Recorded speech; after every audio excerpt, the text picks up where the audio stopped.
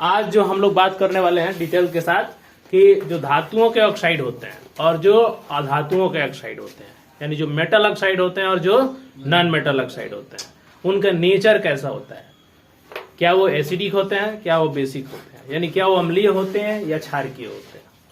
आए समझ में? इसके बारे में हम लोग को बात कर रहा है। क्या वो भी ऐसे धातु के ऑक्साइड या अधातु के ऑक्साइड हैं जो ना तो अम्लीय होते हैं और ना तो क्षारीय होते हैं, यानी वो उदासीन होते हैं। यदि ऐसा है तो इस पर भी हम लोग बात करेंगे। तो सबसे पहले हम ये बात करना चाहते हैं कि आखिर ये ऑक्साइड बनते कैसे हैं। ऑक्साइड कहने का मतलब क्या होता है? ऑक्साइड कहने का मतलब ये होता है कि ऑक्साइड कहने का मतलब ये होता है कि जब ऑक्सीजन अपना इलेक्ट्रॉन किसी को दे देता है तो वो ऑक्साइड बन जाता है। समझ में? क्या बन जाता है? ऑक्साइड। आपको पता होना चाहिए कि ऑक्सीजन पर कितना चार्ज होता है। ऑक्सीजन पर 2- चार्ज होता है। इसको हम ऑक्साइड बोलते हैं। क्या बोलते हैं? ऑक्साइड। यदि यह धातु के साथ मिल गया तो धातु ऑक्साइड हो गया, यदि अधातु के साथ मिल गया तो अधातु ऑक्साइड हो गया। आए समझ में? जैसा कि हम यहाँ पे देख रहे हैं धातुओं के ऑक्साइड कैसे बनते हैं। तो धातुओं कहने का मतलब क्या है? सोडियम है, पोटेशियम है, मैग्नीशियम है, कैल्शियम है, एल्युमिनियम है और जिंक है ना। और भी ले सकते हैं, कॉपर ले सकते हैं, Cu+O2। क्या ले सकते हैं? Cu+O2। ये भी क्या बना लेगा? कॉपर ऑक्साइड बनाएगा ना। क्या बनाएगा? ये कॉपर ऑक्साइड बना लेगा। ये CuO बना लेगा। क्या? CuO, कॉपर ऑक्साइड बना लेगा, है ना। इस तरह से जो है लीड ऑक्साइड भी होता है? लीड ऑक्साइड PbO जिसको बोलते हैं, PbO जिसको बोलते हैं, ये लीड ऑक्साइड हो गया, है ना। HgO जिसको बोलते हैं, मर्क्यूरिक ऑक्साइड हो गया। है समझ में? तो ऑक्साइड कहने का मतलब क्या होता है? धातुएं जब ऑक्सीजन से अभिक्रिया करती हैं तो वो धातु ऑक्साइड बनाती हैं। धातु ऑक्साइड बनाती है। जैसा कि आप यहाँ पे देख सकते हैं कि सोडियम ऑक्सीजन के साथ अभिक्रिया किया है तो सोडियम ऑक्साइड बना है। पोटेशियम ऑक्सीजन के साथ अभिक्रिया है तो पोटेशियम ऑक्साइड बना है। मैग्नीशियम ऑक्सीजन के साथ अभिक्रिया किया है तो मैग्नीशियम ऑक्साइड बना है। कैल्शियम ऑक्सीजन के साथ अभिक्रिया किया है तो कैल्शियम ऑक्साइड बना है। एल्युमिनियम ऑक्सीजन के साथ अभिक्रिया किया है तो एल्युमिनियम ऑक्साइड बना है। जिंक ऑक्सीजन के साथ अभिक्रिया किया है तो जिंक ऑक्साइड बना है। कॉपर ऑक्सीजन के साथ अभिक्रिया किया है तो कॉपर ऑक्साइड बना है। ऐसे में इसको यहाँ पर हम Copper-2 बोलते हैं। क्या बोलते हैं? Copper-2 कहने का मतलब यहाँ कॉपर का 2 वैलेंसी यूज में आया है। आए समझ में? चलिए अब देखते हैं कि आखिर ये जो धातु के ऑक्साइड होते हैं ये कौन सा नेचर शो करते हैं। ये अम्लीय जो है नेचर शो करते हैं या क्षारीय नेचर शो करते हैं। तो एक्सपेरिमेंट के जरिए ये चीज क्लियर हुआ है कि धातुओं के ऑक्साइड जैसे ये जितना जो है आपको बताया गया है Na2O, CaO, MgO, ये क्षारीय प्रकृति के होते हैं। किस प्रकृति के? सामान्यतः बात करें ना तो ये जितने होते हैं सब किस प्रकृति के होते हैं? क्षारीय प्रकृति के होते हैं। यानी धातुओं के ऑक्साइड जो होते हैं सामान्यतः क्षारीय प्रकृति के होते हैं, बेसिक नेचर के होते हैं। किस नेचर के होते हैं? बेसिक नेचर के होते हैं। यहाँ पर यदि हम देखें कुछ धातुओं के ऑक्साइड एग्जाम्पल में है, कुछ धातुओं के ऑक्साइड जैसे Al2O3 हो गया और जिंक ऑक्साइड हो गया आदि जो होते हैं ये अम्लीय व क्षारीय दोनों प्रकृति के होते हैं, इसलिए इन्हें उभयधर्मी कहते हैं। ये जो है एक तरीके से देखें तो ये जो निकल करके आ गया अपवाद के अंदर कि ये जो ऑक्साइड्स हैं ये अम्लीय और क्षारीय दोनों प्रकृति के होते हैं। इसका मतलब ये हुआ ना कि यदि धातुओं के ऑक्साइड क्षारीय प्रकृति के हैं, किस प्रकृति के हैं? क्षारीय प्रकृति के हैं, तो अम्ल के साथ ही अभिक्रिया करके लवण और जल बना सकते हैं, है ना। अम्ल के साथ अभिक्रिया करके लवण और जल बना सकते हैं। यदि ये उभयधर्मी है तो उभयधर्मी तो क्षारीय और अम्लीय दोनों है। यदि क्षारीय और अम्लीय दोनों प्रकृति के होते हैं तो यदि हम देखें तो ये अम्ल के साथ भी अभिक्रिया कर सकते हैं और क्षार के साथ भी अभिक्रिया कर सकते हैं, क्योंकि दोनों नेचर है ना इनके पास। एम्फोटेरिक ऑक्साइड है, और भी है लेकिन फिलहाल अभी आपको 2 ही जानना है। ऐसा समझ में? ठीक है, आगे 11th क्लास में जाइएगा तो आपको इसका डिटेल्स मिलेगा। अभी फिलहाल आपको इतना ही जानना है। समझ में आ रहा है? तो इस तरह से जो है Al2O3 और जिंक ऑक्साइड ये क्या होते हैं? अम्लीय और क्षारीय दोनों प्रकृति के होते हैं, जिसका नतीजा है कि ये अम्ल और क्षार दोनों से अभिक्रिया कर सकते हैं। क्योंकि पिछले क्लास में अभी हमने देखा उदासीनीकरण अभिक्रिया हमने देखा था। यानी न्यूट्रलाइजेशन रिएक्शन हमने देखा था कि जिसमें अम्ल और क्षार मिल करके क्या बनाते हैं, लवण और जल बनाते हैं, एक दूसरे की अम्लीयता और क्षारीयता को नष्ट कर देते हैं उदासीनीकरण अभिक्रिया में।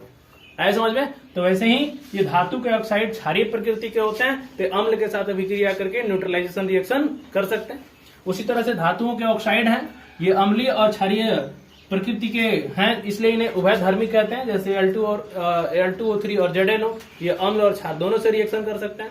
ठीक है, तो यहाँ पर हम देख कि धातु के ऑक्साइड है ना क्षारीय प्रकृति के होते हैं, तो अम्ल के साथ अभिक्रिया करके क्या करते हैं, तो धातुओं के ऑक्साइड अम्ल के साथ अभिक्रिया करके लवण और जल बनाते हैं। और यही कारण है कि धातुओं के ऑक्साइड, इसका कारण क्या है, इसका कारण यह है कि धातुओं के ऑक्साइड क्षारीय प्रकृति के होते हैं, इसलिए किसके साथ अभिक्रिया कर सकते हैं, अम्ल के साथ। तो धातु ऑक्साइड और अम्ल मिलकर क्या बनाएगा, लवण और जल। जैसा कि एक एग्जांपल हम यहाँ पर लिया है कॉपर ऑक्साइड का।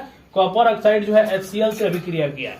HCl क्या है, अम्ल है, और CuO क्या है, ये कॉपर ऑक्साइड है, तो ये किस प्रकृति का होगा, क्षारीय प्रकृति का होगा। तो क्षारीय और अम्लीय, तो क्षार और अम्ल मिलकर क्या बनाते हैं, लवण और जल बनाते हैं। एक तरीके से न्यूट्रलाइजेशन रिएक्शन हो गया, उदासीनीकरण अभिक्रिया हो गया।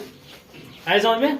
तो ये धातुओं के ऑक्साइड और अम्ल मिलकर के लवण और जल बनाते हैं।